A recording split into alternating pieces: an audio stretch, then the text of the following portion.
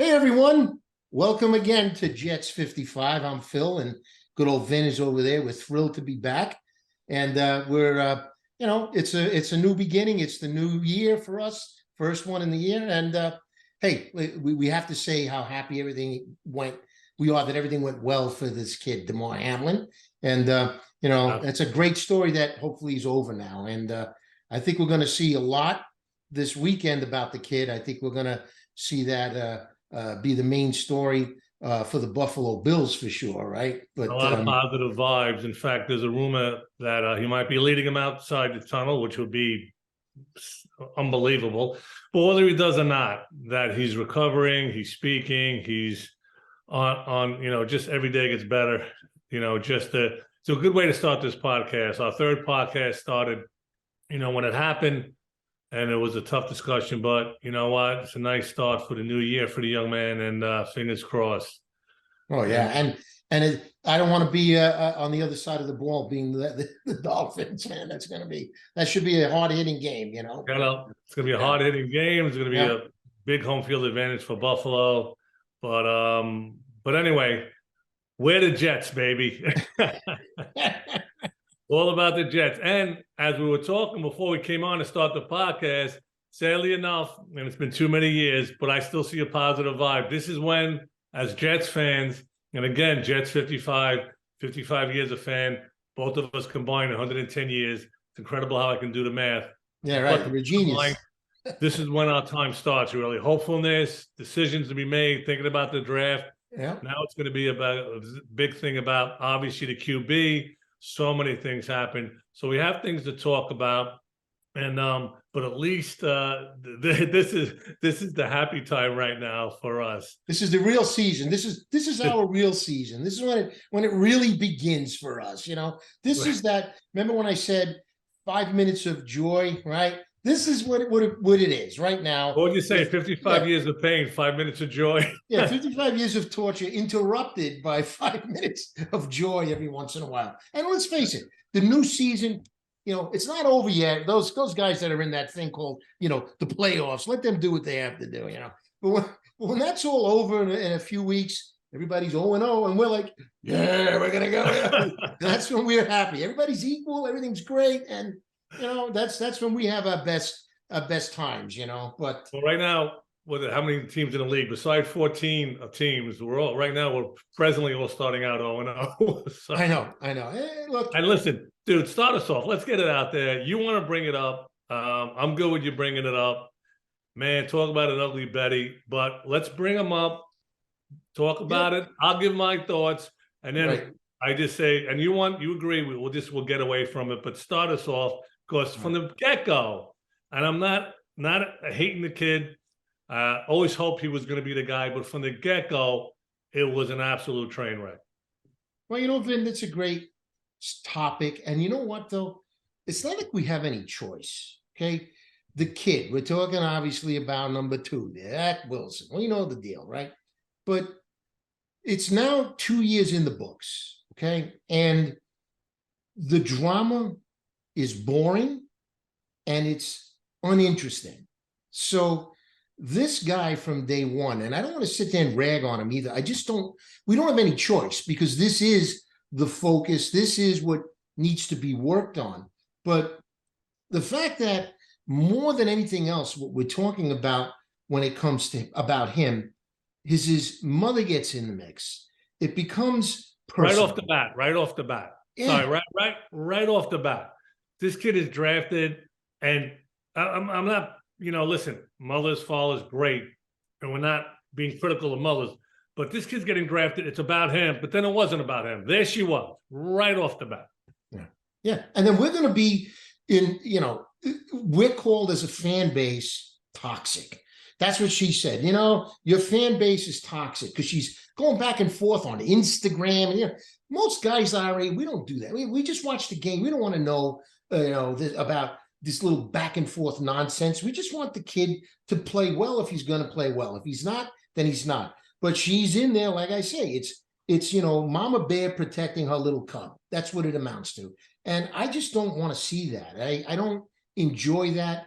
It makes me feel silly that that's what our quarterback is all about. No, name another quarterback whose mama is in the middle of what's going on, protecting her son from anything. It's like, come on, this is a man, but it's a problem. It's a problem that. Well, and right from the bat, and the whole thing right from the bat with him is like, I'm sure he wasn't happy about it. And then he started getting the articles. Well, he asked his mom to get off of Instagram, and she's like adamant about no.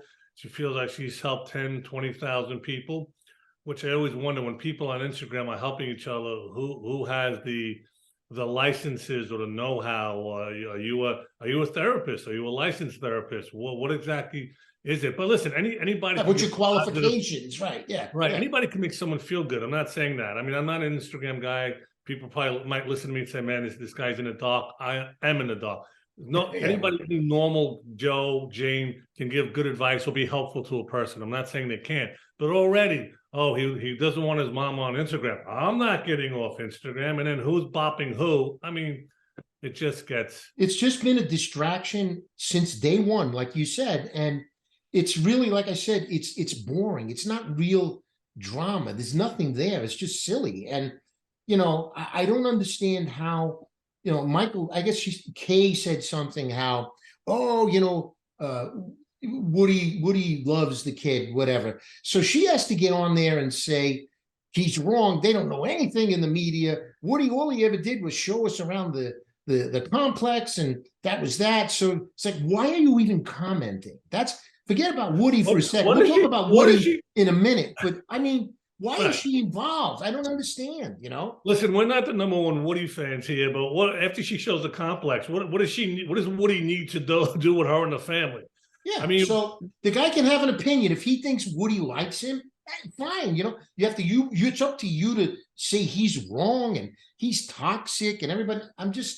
Again, like, hey, dude, we have no choice because this is the guy that they chose to bring into the family. And it's 2 years into it now, and everything teeters on him. And we'll get into that in a few more minutes. But, Steve Young again, right? Like last time he had a nice point about he may have been a little bit wrong about, what he was saying about the kids, overall absorption, what he's learning, where he needs to be.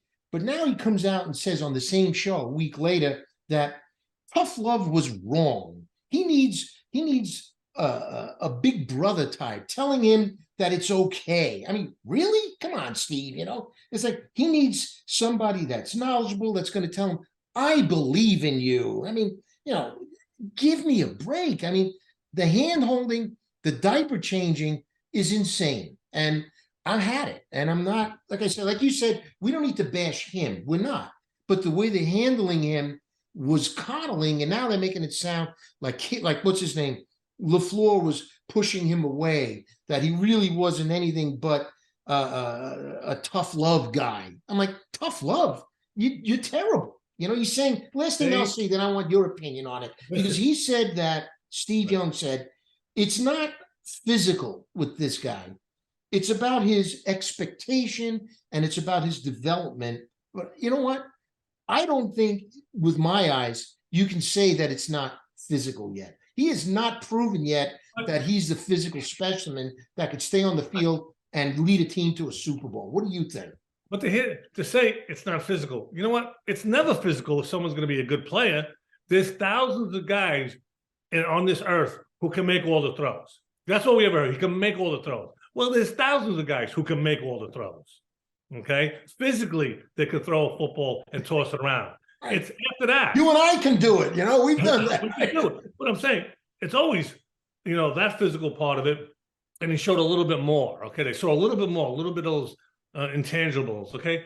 Fine. But after that, it's always a mental aspect where you have to do, see the plays, your cadences, your quickness, getting, the ball away, knowing what's going on, knowing what's going on around you. You can react to that. That's what it always comes down to. And the bottom line is, after giving him everything they could possibly give him, surrounding him with everything they could possibly surround him with, listen, the line toward the end of the season, last third, had trouble. I get it. But he had it all there. And who knows if Breece Hall didn't get hurt. Maybe we just keep winning with these 150 yards Zach Wilson Right. throws. When push came to shove and he was needed to do the job, he didn't perform. Doesn't look like he's ever going to be a very good quarterback. And how many years are we going to wait? So Right. And like I used to say, we used to joke around when Testaverde was the quarterback. I used to say, I don't care if Vinny Lopreto's the quarterback. Hey, let's get out there and let's go. It doesn't matter to us. Just if you can get the job done, get the job done. He's not getting the job done. We weren't so bashing I don't him. care, We weren't bashing him when he was throwing for 150 yards. Brees Hall was in there when they were winning the game. They were winning. It's okay. Let him develop. But you can see there's like pebble in the shoe. It's like, well, how many times is this guy going to throw 150 yards? Right. That's what it is. That's the point. Is the drama worth it? Because the talent isn't proven yet. His attitude isn't proven yet that he's a team guy. Because the team, do they accept him? Do they want him? These are all things that are going to play out. That's the whole drama right now with this kid. And you're looking at that. Is he going to be accepted going forward? They're going to have a new coordinator soon. We're going to talk about that in a few minutes. But the takeaway for us is here we are again. Everything's in limbo. And it's again off season, and it's our best season. But yeah. I'm sorry. I was pointing out. I interrupted you to point out my Brooklyn mug. Oh, beautiful. All right, good. The subway, yeah. Thanks for interrupting me, Vinny. Thanks for not letting me finish the two most intelligent sentences that, beyond all the other intelligence. Hey, there's a subway here, I cut you. I see. The thing is, I cut you off so I can give myself attention. See, that's what right. I did. Good. But everything, seriously, sorry, didn't mean to cut you off. It's okay. Go, shoot. You are correct. The drama, just and everything involving around him. I mean, here we are. I mean, the bottom line, it's results. Like anything else, it's about the results, and they're not there. So I almost think it's time. It's time to say goodbye to our discussions about this young man. But what do you think about LaFleur? What do you think now that he's gone? Who are they going to bring in, Vin? Who's it going to be? I mean, we heard the names. We hear Kingsbury, and what do you think is going to happen with the offensive coordinator? Because that's the guy that's going to work with him, right? So who's it going to be? I don't know who it's going to be. My thought is, and I keep bringing up the point, and I go back to the Bengals. When they went to the Super Bowl last year, this year they were kept comparing the Jets to them. They said, okay, they had a bad season, the Bengals, and they went to the Super Bowl, right? For a little bit, yeah. With that coach, people forget they had 2 horrible seasons. In 2 years, he won 5 games. Okay, in 2 years, we won with Salah 11 games. But in 2 years, they won 5 games. They stuck with that coach and all his guys. And then Burrows came into his own and they went to the Super Bowl. So my thought on LaFleur is I didn't want to see LaFleur go. And you and I, how frustrated were we with LaFleur, those 3rd and 1s, shotgun, just not getting the first down, making things so complicated. 1st and goal at the 1, instead of just having a quarterback sneak, just let them jump over the line. Let's win the game. Everything had to be this, that, the other thing. So LaFleur was very frustrating to us. I thought he deserved one more shot. The defensive coordinator was able, after a horrific defensive year last year, he got another shot. They became one of the better defenses. I was hoping LaFleur had another shot. You think it's a Woody imprint, Vin? Do you think Woody had something to say? You know what? I have to tell you, and we're hearing, Woody's this, Woody's that. I'm a big Chris Johnson fan. You know that. Yeah. He figured it out. And if Woody wasn't in England, he would have never gotten the former GM. He would have never gotten rid of him, which after the draft, it was weird, but he did it. And it's because of Chris Johnson, we have JD and we have Salah. Yeah. Because of him. I think we have great other coaches. We have great scouts. I think things are really looking good. But to your point, not a Woody fan. Of me, I think Woody should go in the corner with a coloring book and crayons. But I'm not going to be critical when it doesn't deserve to be critical. He said some of the things that I like. And Woody realizes that they have a really good team here, except in one position. So he's probably gung-ho about that. I would bet dollars to donuts he didn't make this decision for LaFleur. I don't think he's a liar. So you think it was Salah ultimately that did that? Or I don't know if it was Salah. I have a feeling it might have come more from JD. But then we're all assuming here. But I will tell you, I'm very confident that Woody, because Woody's not stupid though. He's not good at being a football owner, but he sees what happened when he was gone, and he sees what his brother did. I would like to hear Chris Johnson's name more than Woody. Yeah. But Woody's not stupid in that. He doesn't seem the framework and how good this team really is. And that's silly enough, a top 5 defense is not in the playoffs. But we can talk about this one, that one, this one, that one. Bottom line, it came down to the QB performance. And I love Mike White. You know what? He got hurt too much. He got beat up too much. He didn't get it done in Seattle. I think a lot had to do with because he wasn't totally healed. Okay. But he didn't get it done when he really needed him to get it done. So it comes down to, everything comes down to the QB. And it comes, this is the QB league. But the point is the door now open for Salah and JD after this year, after they find a guy, and if they fail again? Are we teetering now? I'm not saying we have the answer yet, but this is what opens up for me when you're already having personnel changes so fast. Was he the wrong guy in the first place? Was he too esoteric with the way he, like you said, 3rd and 1, Lawrence, boom, his arms over there in the end zone, touchdown, right? It's like, instead of all this wild, like last year too, don't forget when they made the mistake at the goal line and Berrios was supposed to do something different, that one game that they should have won. So are they making it too difficult because maybe this kid isn't able to deliver? And if you get another quarterback who can, maybe he's okay, LaFleur, Listen, LaFleur makes frustrating calls when White was in there, when Zach was in there, even when Streveler was, that one quarter, he's running over the Jacksonville Jaguars, physically beating them on the run. And then you get a 3rd and 1. I mean, you got 2 plays to push Streveler forward, okay? 2 plays, 100%, I'll bet my life he makes that 1 yard, and he goes shotgun. Yeah, crazy. He goes shotgun, makes him hand off for a 2-yard loss to Bam, then to go 4th down, do a pass play, not make it, and they give up the ball. That drive is when he lost his job. I think you're right. That drive, if they get in the end zone, you're right. Then it's a different, who knows? Listen, they might, we're literally, listen, I'm a Jets fan. I have the rose-colored glasses. I get it. Okay. I'm, the passion and everything, the frustration or whatever. They were 3 or 4 plays away from making the playoffs. Literally. God, yeah. A couple of plays here, a couple of plays there. Sour grapes, man. Sour grapes. But there were a couple of plays here and there away from making the playoffs. So what happens? What changes? Listen, if Zach was good from the get-go, LaFleur still has his job. I'm not worried about whatever the play calling was. But, I guess, I don't know if someone had to take the fall, or maybe, you think JD and Salah looked at the overall picture of how he did. They know it better than we do. They're with them in the meetings. They're with them in practices. We're not part of the team. So they're with LaFleur all the time. So obviously they had to make a call. But, my thing was everybody was together. The scouts, the coaches that came 2 years ago, everybody was together. And I really saw that lasting a very long time. It was a little bit of a, disappointment when I saw LaFleur go. But you know what? It's a business. Let's bring someone in. There's a lot of names that are being thrown out there. You asked me if I could think of. I don't know who it's going to be. But you know what? Let me tell you. I read where the year before had Kavanaugh in there in the quarterback room. This year he didn't have an extra guy in there because this was before they blew LaFleur out, because he said he wanted it was getting a little too loud in the room. So there he's saying they kind of let the kid do his own thing. And then you're hearing other people say that it was tough love. It's like, it just sounds like it's the kid. I'm just sorry.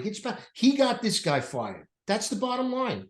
And LaFleur will go somewhere else and be successful. I think he will. So now here we go. We got to find somebody else. We don't know yet. It's too soon. You hear the names, it's whatever. Kingsbury, other guys, but the guy from the Dolphins. Everybody's going to be the quarterback whisperer. I don't care. At this point, I just say to myself, we have plenty of time. There's no rush.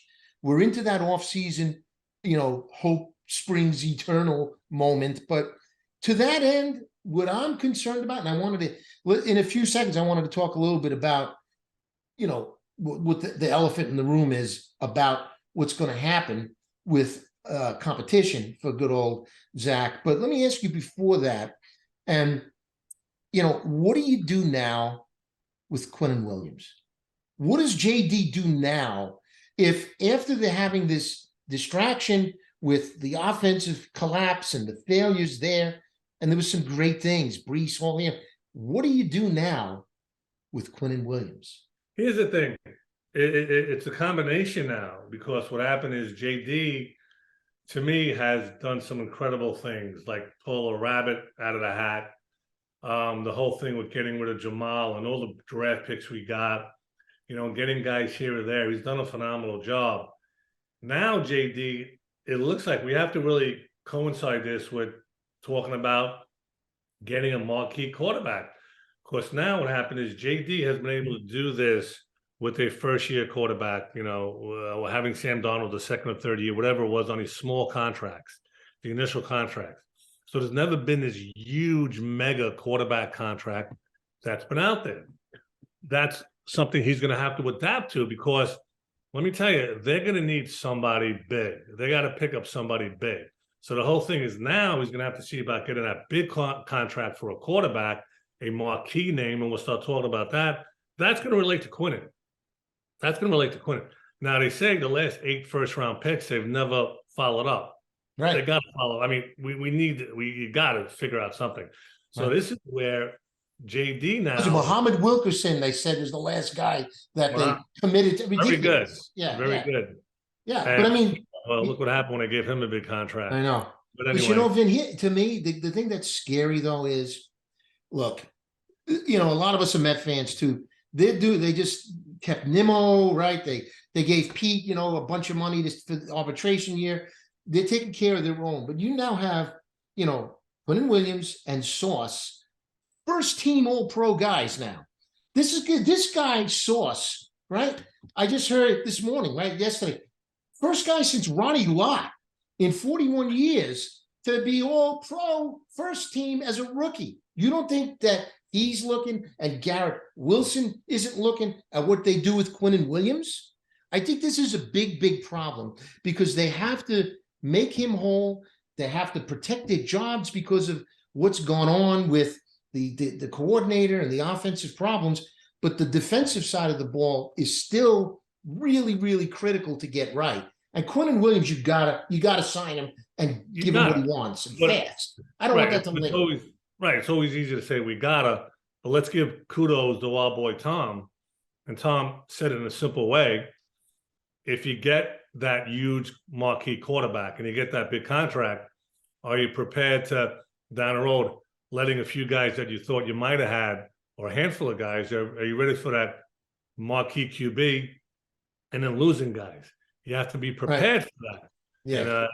And that, but to me, in my response, remember and by the way, shows you, we don't have many hobbies, Phil and I and some other buddies of ours. Always, as you can tell, as you can tell. Jets and Mets. But the thing is, my thing was, all the teams that consistently make the playoffs have that big time quarterback. Now, listen, there's always a team or two that pops up. Giants popped up, good for them. Danny Dimes, I don't think he's a very, very good quarterback, but hey, he really kind of, the last 4 or 5 weeks, played really well. Mac Jones now, right? Yeah. Right. You see Geno. Well, Joe, they're out, but you see Geno's in there now. But it's always the same playoff teams, because you're going to see it's going to be years with Burrows. Okay, it's going to be that consistent years with Josh Allen. Now mostly because of Tua, he's hurt. I don't know. They're not going to probably advance, but for years, as long as Tua's healthy, you're going to see Miami making the playoffs. With Herbert, you're going to see the Chargers always in contention. That kid's real good. He's real good. So even with Dak, I know that you're going to see and the Hunt and all these. Now you're going to see the teams with these quarterbacks that are going to be marquee quarterbacks, Lamar Jackson. All these, it's always the same teams. Yeah. It's always the same teams that are always in the hunt in the playoffs. Okay, so to me this is what you need. If you don't have a very good to elite QB, nothing else matters, man. I'm sorry. But that's the difference. You're so right, because that's the difference. You talk about the Chargers, right? That is the difference, because they're a team with a lot of heartache and failure too.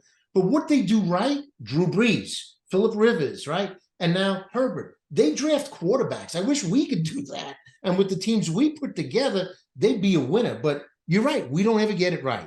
So that leads us to what the heck are we going to do? But the thing is, and it's not even like an opinion. I'm not saying I know. What do I know? What do you know? But the whole thing is, I'm telling you what is seen. This is what happens every year. Roethlisberger on Pittsburgh consistently made the playoffs. Obviously, we all know Brady. consistently making the playoffs. Okay, it was with these QBs. You know, it was when Manning was in, Eli Manning, you know, Peyton Manning, consistently making the playoffs, or consistently competitive. Okay, so it's when whoever the coach is, I'm not saying coaches don't do a good job. It was always with these good quarterbacks. You know, Luck very competitive, and then Luck just got hurt too many times. But it was always when you have the really good quarterbacks, your team will have really good shots to get where they have to go. Yeah. So the thing is, JD, I think he's gonna have to enter another world, figure out the monies, because now we're talking about what? Garoppolo?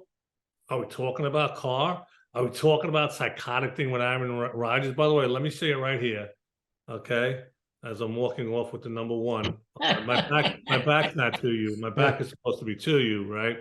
But I don't think it's going to happen. But if the Jets got Aaron Rodgers, you can't wear it. No, I guarantee a Super Bowl victory for the Jets next year. Guarantee. But he can't wear number 12. That's for right. sure. That's right. I look ridiculous, right? He cannot wear 12, though. You know, if they get, you know, can't wear 12. Really, hey, it comes down to, you just said it, 3 or 4 plays a game, and you're a playoff team. You do that 2 or 3 games here or there. You're talking about 10 plays, 11, 12 plays a year. That makes a team go from, like, you know, 7 and 10 now to like 11 and what is it, 11 and 7, right? 11 and 6. And great quarterbacks make those 3 or 4 plays that weak quarterbacks don't, like a Sam Darnold doesn't, like Zach Wilson hasn't as of yet, like even Mike White. I know he had the ribs, and we'll see what happens. I hope he's back, but he still has to make those plays and develop, and he's coming closer. But if you bring in somebody now that can make those 3 or 4, you know, game plays that save a game, but, you know, the team is ready, Vin. They are ready now to have that leadership come in and take them to the promised land. That's really what it is, you know? So. Well, that's why I'm not going to be here, you know, never will be a Woody fan. I've actually met him in person, and he was nice. So, but had an interaction with him before a game outside, you know, when it, well, not me and him hanging out. But so I was able to talk to him. He actually talked to him on the phone once when they were plugging the new stadium. Right. I'm not bashing him, but again, when you see a guy like him and admittedly saying this team's very good, it's ready. It just comes down to one thing, and the most important thing just comes down to one thing. Now the other rumors, supposedly they're going to be going all in for Lamar Jackson, man. You get a guy like Lamar Jackson, yeah, I know. It's like you want to say he's brittle, whatever. I don't care, man. You go in for Lamar Jackson, changes just everything. How good is Brees going to be if they have a running threat like that on the center? Forget it, my God, yeah. But I tell you one thing, I wish they would treat Mike White like he was the second pick. Develop him. Right. Get with him on the offseason. Get him healthy. Show him how to get bigger and stronger. Because if that guy was kept upright, from the get-go when he came in, I guarantee we would have made the playoffs. That's the feel I have for him. So even if you're going to get that elite quarterback, can we have him? Maybe, you know, if you get I know it's crazy. If you get a Rodgers, what is he, a 3-year contract, and Mike White can learn for 2-3 years from Aaron Rodgers? He's like Favre. He's like 40 years old. I like Lamar. I think Lamar or Garoppolo make better sense. I think you're right. But when you're talking about Aaron Rodgers, it's not the age. Me and you just hate when he speaks. Oh, he's annoying, yeah. But he's not that mobile anymore either. So with that old line, I don't see him doing well. I think they need a guy like, I think you're right. Lamar makes great sense to me. And then you keep Mike White. He sounds like he wants to come back. They might get something with him going. And the other guy's under contract. So they're not going to have to worry about him. But I always thought they'd get a veteran and one of those two, White or Wilson. But maybe they'll keep all 3. But, you know, I don't know. First of all, let's just stop saying his name. My thought is, yeah, I know. I really like I just said. I mean, you're almost making the same point. Yeah, you're making the same point. Let's bring one of those elite in. Now, here, let's change it a little bit. Here, let's change it. Let's get we're not getting our A+ guy. We're getting our B- guy. So if you look at a car, to me, if you start bringing a car in from the Raiders and he goes to the Jets or whatever, he's thrown he's thrown yards we haven't seen. He's thrown yards we haven't seen. Those 4,000, 4,500 plus, he's done it. We haven't seen it. But what do? You're making an open competition if you're going to hold on to Mike White. And how do you feel? Like, to me, if I got Garoppolo, I feel pretty good. Feeling getting Carr, like I said, we're not getting a A plus guy. We're getting a B minus. At least with Garoppolo, I feel like you're getting maybe a B plus, your A minus guy. So what do you think about that? What do you think about Carr? Dude, yeah, Garoppolo knows the system. Garoppolo's been to the Super Bowl with these guys. Right, so Garoppolo will fit right in. But Garoppolo has been the backup that comes in and like almost like Foles, not quite, but he knows how to get it done, but he's not really the go-to guy in the plan. So he would fit in here because they're still going to tool around with ZW, but I don't know if they have Mike White, if they want to do that. But if they bring Lamar Jackson in, he's your number one. That's it. He's still young enough, in my eyes, that they might say, you know what? He's going to be our guy for the next 3 or 4 years and go win a Super Bowl with the guy. But I think the big telltale sign is going to be who the coordinator is, because that's the guys that are going to develop the concept of who fits in well to their scheme, their system.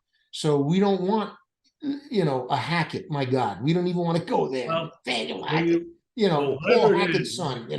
So when you talk about a Rodgers and a Lamar Jackson, yeah, young or older, whatever the coordinator is, yeah, whatever it is, Garoppolo, he should fit in. But when you start really talking about other plays or a Carr or somebody else they might be thinking of getting, then yeah, the offensive coordinator, it's going to be interesting, the dynamic that obviously it's going to be to Salah's and JD's liking. They have a foundation, so it's got to be something that this person, either he's in totally with the foundation or adaptability or add to it or tweak it, whatever it is.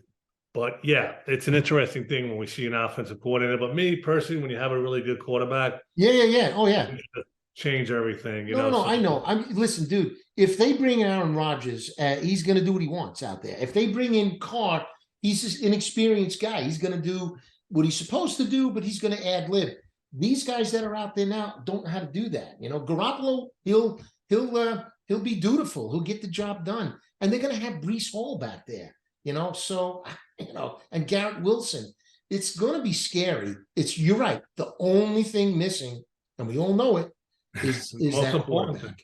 So you just hope that next year that they in the off season. Go ahead. I'm sorry. No. Picturing Aaron Rodgers throwing to Garrett Wilson. Bring Elijah Moore back to life. Right. You know what I'm saying? I don't know about Corey Davis, but and then having Breece out of the backfield. Having the 2 tight ends they have that they didn't really get much production out of them. Picture a guy like Rodgers throwing to them and receiving. Yeah, maybe Berrios becomes a little bit more better. I would like to see Corey Davis get a chance to be with an Aaron Rodgers. And then now we're not happy the way the season ends, but they're picking number 9. I think 9, correct? I think it's I thought I saw the latest was 13. I don't know. 13? But they got to get old linemen. They got to look. We're going to have in a couple weeks a few more shows. We're not done. This is just I know we're getting close to wrapping it up here. I know, but just because the season's over, like we said, our season's here. We're in the off season, baby. We're ready to rock. So we're gonna talk a lot about that as we continue with the upcoming shows, if you will, the podcast. But the thing to me, the scariest piece right now is that they have to get it right, because I don't want to see another blowout of the leadership. So Rodgers, Carr, or Lamar, or Garoppolo, any one of those guys is going to really make a big, big difference. So whatever they do, they have to add to it. So you're right. All right. I'll give you any of those guys makes a big, big, big difference. Carr would make a big difference. But listen, everybody's on board. I was happy that Woody said it. I like what he even said about Zach. He's like, it was kind of funny. He's like, he had an incredibly tough year. It wasn't a good year. I saw kernels of hope, like little snippets, but I'm tired of the snippets. I'm tired of the possibilities. Right. Well, but it would be phenomenal. And for all those gathering fans of our podcast, eventually we're going to have some kind of, let them know, I thought maybe some kind of phone line out there, because we have some questions to broach, and we're not the experts, man. I'm just interested to see what other Jets fans are thinking, because my big curiosity is, to end this thing right now, is what happened. I didn't get it with Elijah Moore and Michael Carter, the running back, and maybe I'm sure there's Jets fans out there who know, will have more of a thought than I have. I was very confused about what exactly happened with Elijah Moore, even when he started getting back in there, and what exactly happened with Michael Carter, a running back. Now you see, and we're gonna wrap it up in 2 seconds. But the thing is, we'll talk about that next, because I already saw blurbs that they want to be traded, and it's back to that Mims and Elijah Moore. So it's going to be very different. But you're going to have Garrett Wilson, and beyond that, we don't know. So we just hope that our season, the off season, which is the best season, gets off to a good one. Cheers to that. And I don't know. I mean, this is where we're at. This is what it always is with us. They are the luckiest team in the world to have fans like us and like you guys out there, because it's tough. It really is. Pots and pans. Pots and pans, baby. 30 years because of you, 30 years tailgating. Yeah, pots and pans. But hey, at the end, let's leave it real quick. Maybe this thing had LaFleur, maybe a lot had to do with it with Carter and Elijah Moore. We'll see. Because Michael Carter was a featured back and did a really good job last year. When Brees went down, I expected so much. What happened? Yep. Well, let's pick this up next time, and we'll talk to you soon. Happy off season and the best season, but I really enjoy doing this, and we're going to keep rolling. Okay, so we'll see you out there real soon. Take care, man. Good way to end it. Cheers again. The last time. Cheers. And you got it, Subway man. Brooklyn Subway. There you go. All the trains.